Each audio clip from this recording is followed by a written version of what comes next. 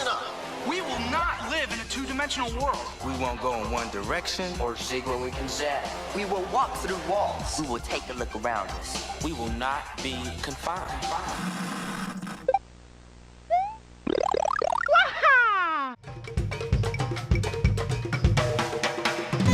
Power-ups are a staple in the Super Mario franchise.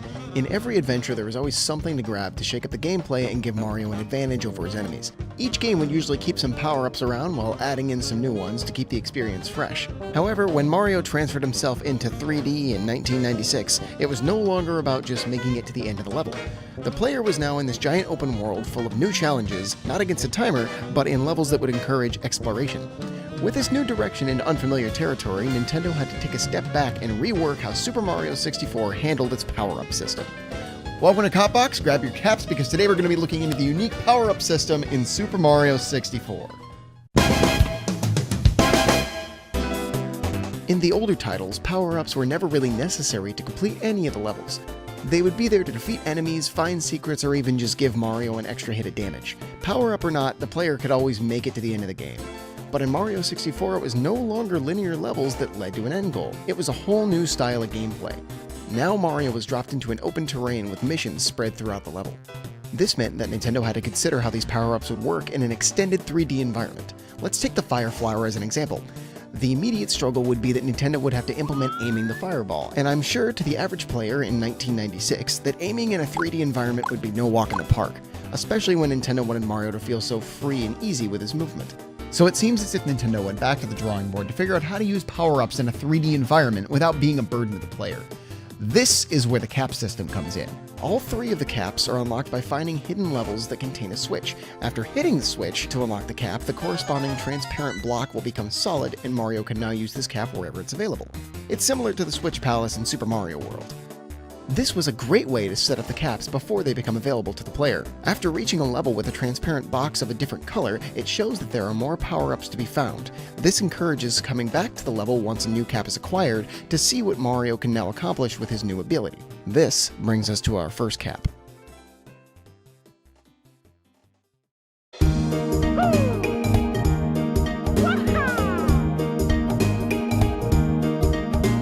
After collecting 10 stars in the game, Mario gets access to the first power-up.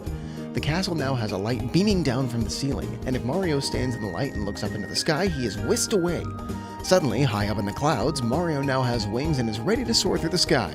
This is the Tower of the Wing Cap. I love the look of this level. Standing on top of a tower up in the sky, surrounded by other castle towers, there is no better place to learn how to fly than far above the world among the clouds. Now, unlocking the wing cap is one thing, but mastering it is a whole different story, as the controls may take some time to get used to. This level encourages that with a simple red coin challenge that wraps around the main tower. And don't worry, if Mario falls, the game will just drop him right back into the castle. It lets the player know that they could jump right back into the tower level as a safe environment to get a handle on flying. The controls are pretty straightforward, guiding the control stick to aim Mario in the air while using sweeping motions to help maintain altitude. Another trick is holding C up or C down to get a more direct view above or below Mario while he's flying.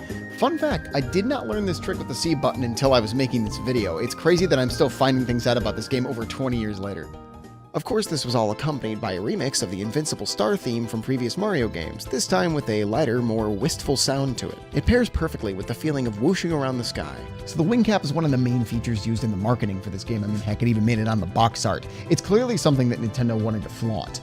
I mean, being their first big 3D game, it makes sense that a lot of the advertisement was focused on Mario flying around in these big open environments. Although this cap was a huge focus during promotion, it actually only showed up in 5 instances in the actual game besides the Tower or the Wing Cap. Each course had a specific star that was intended to use the Wing Cap to complete. There was Mario Wings to the Sky, in which Mario has to fly through the 5 rings of coins hovering above the battlefield. Then there was Free Flying for 8 red coins, which involved the player gliding around the pyramid to attain the red coins up in the sky. Wing Mario over the rainbow, while not a specific level, was a side mission that was considered one of the castle's secret stars. Being that it shows up so late in the game, this mission really puts the player's flying skills to the test, gliding around the clouds and shooting out of cannons to collect all the red coins while trying not to fall into the sky below.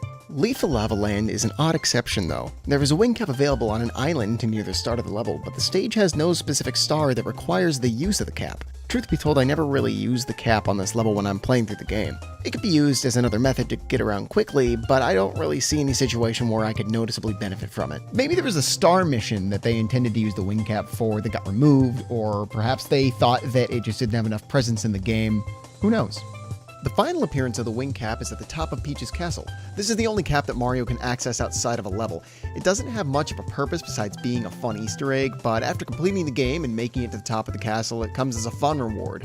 I used to make up challenges for myself as a kid, trying to fly around through the bridges and make up my own little raceways. Every one of these levels allowed the player to fly freely across the stage. For 1996, being able to soar around in a 3D world was pretty mind-blowing. However, I would have loved to see more done with the cap. Perhaps set up an obstacle course that Mario must be guided through to get to the star at the end. Or take it a step up from there and add something like a Paracoup with a quick. Or maybe a Boo that Mario has to race. There are so many possibilities that could still be done with the wing cap. And for what it's worth, with how strong the modding community is for this game, maybe we'll get to see these ideas brought to life someday. For a power-up that had such a small presence in the actual game, it's amazing how memorable it is. You can't think about Super Mario 64 without thinking about the wing cap.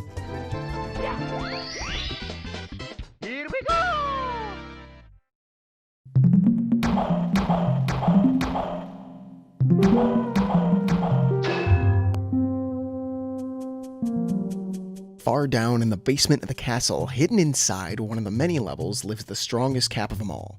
Unlike the wing cap found atop a tower in the sky, the metal cap is only accessible after traveling into the deepest depths of Hazy Maze Cave and mastering the monster of the deep. Okay, she's not actually a monster, she's just trying to help out. Love you, Dory. She brings Mario to a doorway that leads to a long hallway with a magic pool at the end. Jumping in it will lead directly to the cavern of the metal cap. It's a long, thin cavern of small rocks and treacherous pathway with walls that stretch up further than you could see. Beneath is a stream of water with an intense current that will rip Mario right out of the stage if he's not careful.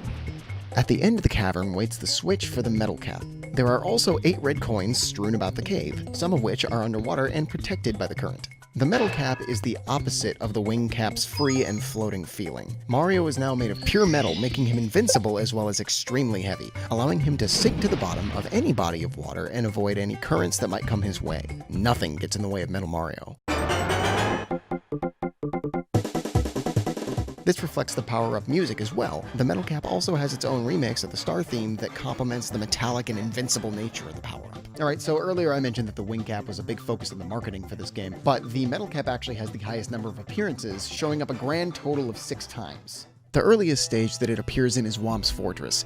I feel the same way about this course as I did about the wing cap in Lethal Lava Land. The cap itself doesn't have any real purpose in the course except a small boost of invincibility. But by the time you unlock the metal cap, there's a good chance you're already pretty familiar with the course, so the metal cap doesn't really have a reason to be there. Just like with the wing cap, I think that the metal cap in Whomp's Fortress was put there just to give it more appearances in the game. The next course it appears in is Jolly Roger Bay. This cap is required to complete the mission through the jet stream. Mario must grab the cap and sink down to the bottom of the bay fast enough to power through the jet stream and nab the star. This mission continues to show off what I mentioned earlier about encouraging the player to come back to a level once you've unlocked things. Once you have access to the metal cap, there is that feeling of, oh, I know where I can use this. The cap also shows up hidden inside the cave in the bay. It's here just to give the player invincibility against the falling pillars and the treasure chests, but that's about it. It can also be used as an alternative way to collect the Jetstream star. Bowser in the Dark World is unique in the fact that it is the only Bowser stage that has a cap available in it. However, the strange thing is that you can only unlock the metal cap after beating this stage. Granted, it's probably intended to be used for coming back and collecting the 8 red coins in the level. Well, actually, only one of the coins. It has a pretty short time limit, so the cap is really only usable for the first segment of the level to avoid the 2 gusts of flames, and that's kinda it. Wet Dry World also has a very mild use of the cap. It can be found at the top of the underground city. Its main purpose is just to help Mario reach the water level switch that's at the bottom of the stage, even though the switch is easily reachable without it. I find it strange that this cap seems to have multiple appearances where it's only marginally useful. I would not be surprised if this is due to the game being the first 3D title for Nintendo. Creating power-ups that work in 3D is hard enough, but implementing them properly must have been a whole different thing. Dire Docks is the next level that makes use of the metal cap, but I want to hold off on that for now and come back to it in a little bit. That leads us to Hazy Maze Cave. This is the stage that puts the metal cap to its fullest use. Let's start by looking at the very hazy maze that this cave is all about. Sure, navigating the maze without the cap is possible by keeping a good eye on Mario's health, but using the metal cap makes it so much easier. It gives the player a full chance to investigate the maze and find all of its secrets. And then down deeper in the cave, the metal cap must be used to race through an underwater pathway, hit a switch, and unlock a door to a star. This level really does try to utilize the two biggest factors of the metal cap. It makes sense since the entrance to Hazy Maze Cave is also the exact same texture as the metal cap. That texture, by the way, has a very interesting origin. User eCumber05 on Twitter found an image connected to some N64 development files that seems to be a photo of some flowers taken with a fisheye lens. If you take this image and flip it upside down, it looks almost identical to the texture of the metal cap used in Mario 64. I thought this was a pretty cool piece of history. The metal cap is also the only cap to have an extensive presence outside of Super Mario 64. Metal Mario himself has become a recurring character in the universe of Nintendo. He appeared as a boss in Super Smash Bros., as well as the metal cap appearing as an item in the later Smash Bros. Games. He recently appeared in Super Mario Odyssey in the form of a costume that resembles his classic chunky N64 style. He is also a playable character across multiple Nintendo titles, even to this day. Metal Mario has sort of forged his own identity over the years and become a proud representation of the N64 era.